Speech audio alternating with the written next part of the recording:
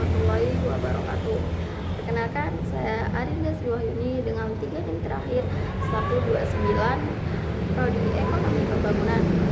Saya akan menjelaskan tentang analisis persoalan sengketa lahan dalam teori tindakan kolektif studi kasus Tol Cimanggis Cibitung. Latar belakang dari artikel ini yaitu pembangunan infrastruktur merupakan elemen penting untuk mendukung pertumbuhan ekonomi, meningkatkan konektivitas, dan mempercepat distribusi barang dan jasa. Proyek Tol Cimanggis Cibitung sebagai bagian dari program strategi nasional dirancang untuk menghubungkan wilayah Jabodetabek, mengurangi kemacetan, mempercepat arus logistis, dan membuka akses ekonomi. Namun, proyek ini menghadapi hambatan berupa sengketa lahan yang melibatkan masyarakat pemilik tanah, pemerintah, dan pengembang. Masalah utama yang muncul adalah perbedaan kepentingan, kurangnya transparansi dalam proses pengadaan lahan, dan nilai kompensasi yang dianggap tidak adil.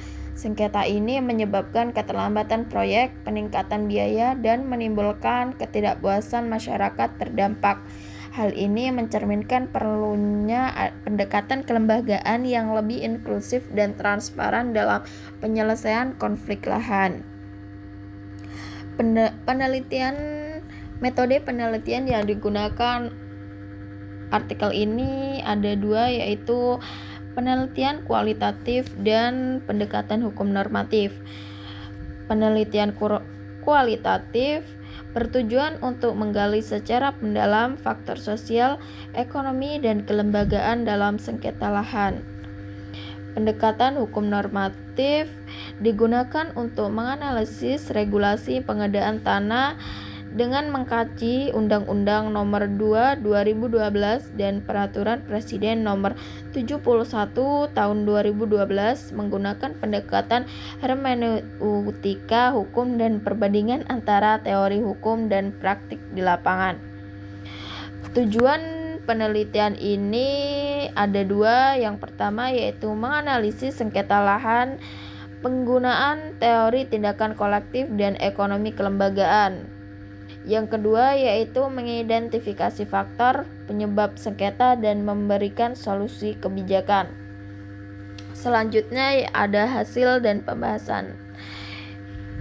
Yang pertama, adanya faktor penyebab sengketa lahan. Faktor-faktor penyebab sengketa lahan ada 3. Yang pertama yaitu kurangnya transparansi. Pemerintah dianggap tidak memberikan informasi yang cukup mengenai proses pengadaan tanah, seperti mekanisme penentuan harga tanah dan tahapan kompensasi. Yang kedua yaitu nilai kompensasi tidak memadai.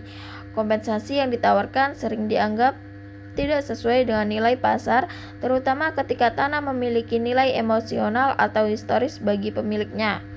Yang ketiga yaitu lemahnya koordinasi antara lembaga, ketidaksinkronan antara pemerintah pusat, daerah, dan pengembangan proyek memperburuk konflik.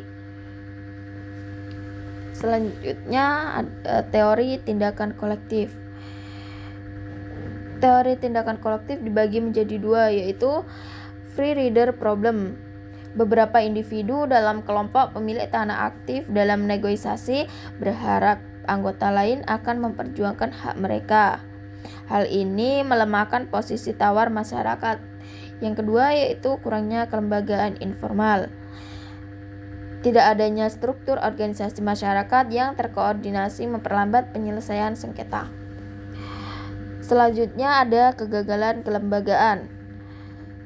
Kegagalan kelembagaan dibagi menjadi dua, yaitu institusi formal seperti Badan Pertahanan Nasional (BPN) tidak efektif menciptakan mekanisme penyelesaian konflik yang adil. Kedua, ketidaksesuaian antara aturan formal dan implementasi di lapangan menyebabkan ketidakpercayaan masyarakat terhadap pemerintah. Selanjutnya ada rekomendasi kebijakan. Rekomendasi kebijakan dibagi menjadi 4. Yang pertama yaitu Peningkatan transparansi. Nah, peningkatan transparansi dibagi lagi ada dua, yaitu pertama, pemerintahan dan pengembang harus memberikan informasi yang jelas tentang nilai kompensasi, tahapan proses pengadaan, dan hak-hak masyarakat.